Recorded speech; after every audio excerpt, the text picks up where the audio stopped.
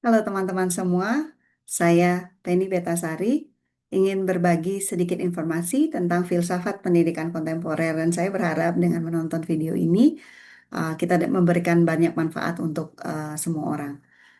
Baik, saya akan mulai dengan beberapa tokoh dalam filsafat pendidikan kontemporer, di mana yang pertama adalah Paulo Freire.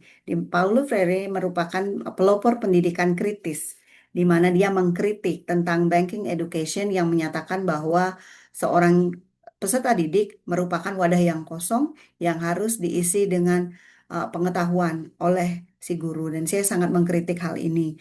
Hal yang kedua yang dia ungkapkan adalah terkait filsafat pendidikan kontemporer adalah konsep konsientisasi, di mana ini merupakan kesadaran kritis terhadap kondisi sosial politik yang ada di masyarakat. Ada beberapa implikasi dari apa yang dijabarkan oleh Paulo Freire ini, di mana yang pertama adalah mendorong dialog antara siswa dan guru selama pembelajaran di kelas terjadi. Jadi harusnya komunikasi itu terjadi dua arah, bukan satu arah.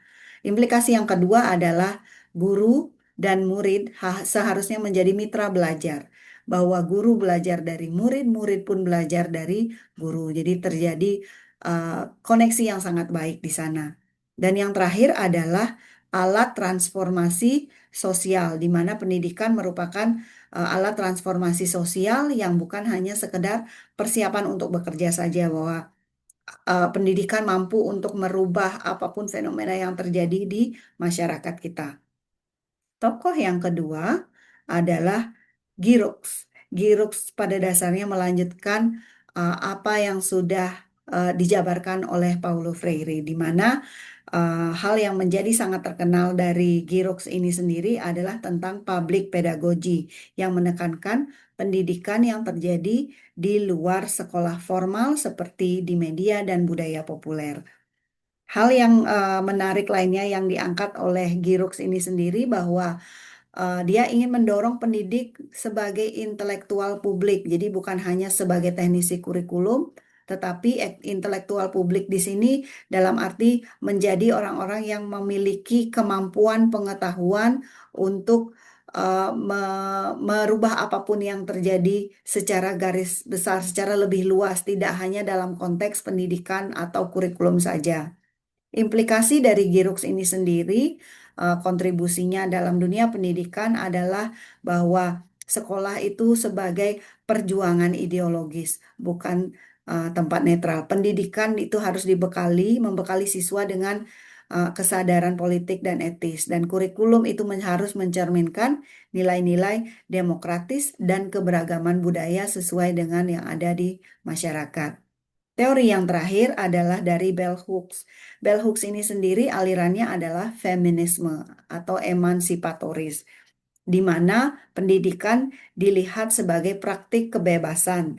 Yang dimaksud dengan praktik kebebasan yang diungkapkan oleh Bell Hooks ini sendiri adalah memberdayakan individu untuk berpikir kritis dan mencintai dirinya sendiri. Dan ini menjadi hal yang sangat ditekankan oleh Bell Hooks. Berikutnya adalah menggabungkan pemikiran feminis, ras, kemudian kelas sosial, pengalaman pribadi dalam pendekatannya terhadap pendidikan. Yang berikutnya adalah dia menolak pendidikan yang otoriter, karena pendidikan seharusnya tidak kaku dan harusnya mempertimbangkan konteks sosial peserta didik itu sendiri. Jadi melihat peserta didik sebagai satu kesatuan yang utuh. Apa yang diungkapkan oleh Bell Hooks ini sendiri memiliki implikasi terhadap dunia pendidikan, seperti contohnya bersifat inklusif. Pendidikan itu harusnya bersifat inklusif dan peka terhadap segala macam perbedaan identitas, ras, dan gender di antara peserta didik yang kita miliki. eh, Pendidikan harusnya penuh dengan rasa cinta dan empati untuk menumbuhkan juga karakter peserta didik yang memiliki empati dan penuh cinta terhadap orang lain pula. Dan yang terakhir implikasinya adalah menciptakan ruang aman bagi siswa ketika mereka belajar di kelas. Berikutnya adalah beberapa teori yang kita bisa pelajari dari beberapa teori di filsafat pendidikan kontemporer. Ada 4 dalam hal ini, di mana yang akan saya jabarkan adalah berupa pendidikan kritis. Itu adalah teori dari pendidikan kritis ini dipelopori sebenarnya oleh Freire dan Giroux, karena Giroux melanjutkan teori dari Freire, di mana dia menekankan kesadaran kritis dan refleksi terhadap keadilan sosial atau fenomena yang terjadi di masyarakat. Teori yang kedua adalah postmodernisme, di mana dia menekankan teori ini mengakui kompleksitas identitas, budaya, dan perspektif dari peserta didik kita. Jadi teori ini melihat dari berbagai macam unsur latar belakang. Kemudian feminisme adalah tentang kesetaraan gender. Kesetaraan gender yang dimaksud di sini adalah eh, tidak melihat apapun gender dari peserta didik kita, semuanya memiliki hak yang sama, dan keterlibatan kaum perempuan dan kaum minoritas dalam pendidikan seharusnya menjadi hal yang patut kita eh, lakukan dan perjuangkan. Yang teori yang terakhir adalah dekolonial. Jadi teori dekolonial ini sendiri mengkritik dominasi pengetahuan Barat dalam kurikulum. Jadi ini perlu dikaji kembali. Itu teori dari dekolonial, dan mendorong pengetahuan lokal dan pengalaman non-Barat. Demikian dari 4 teori dalam filsafat pendidikan kontemporer. Kemudian beberapa implikasi.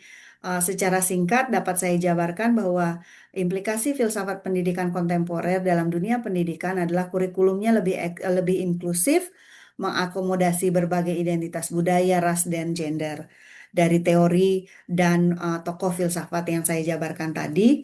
Kemudian peran guru sebagai fasilitator, bahwa komunikasi harus terjadi dua arah, ada dialog kritis di situ, bukan satu arah guru mengajar kepada murid, tapi guru pun dapat belajar banyak dari muridnya.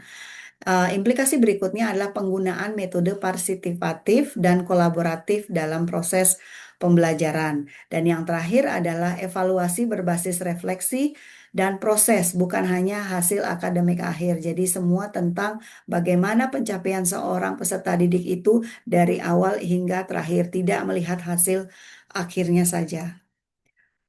Poin yang keempat, yang terakhir di sini adalah bagaimana kita bisa melihat kelebihan dan kekurangan dari filsafat pendidikan kontemporer itu sendiri.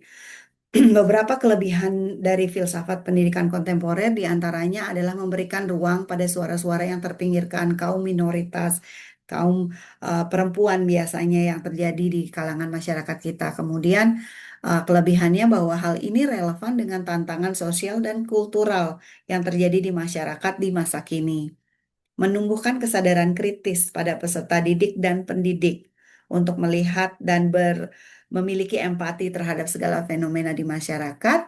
Dan yang terakhir dari kelebihan dari filsafat pendidikan kontemporer berupa mendorong pendidikan yang lebih inklusif, adil, dan demokratis.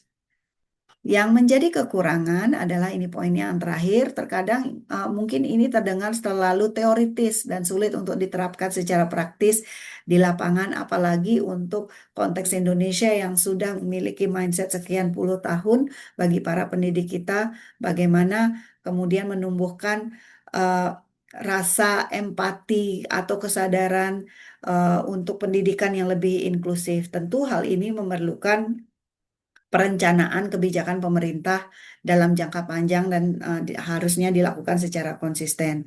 Jadi tidak semua pendidik itu memiliki pemahaman yang mendalam tentang bagaimana mengimplementasikan filsafat pendidikan kontemporer ini dalam keseharian mereka.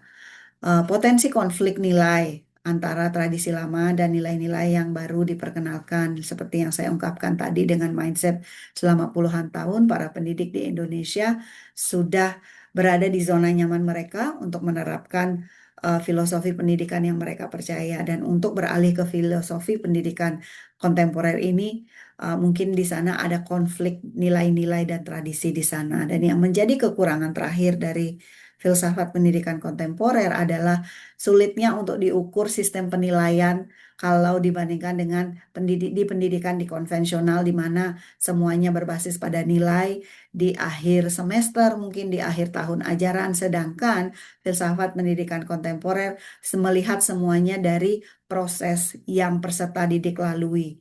Demikian yang dapat saya jabarkan terkait filsafat pendidikan kontemporer, sangat singkat, namun saya berharap mudah-mudahan hal ini dapat memberikan manfaat.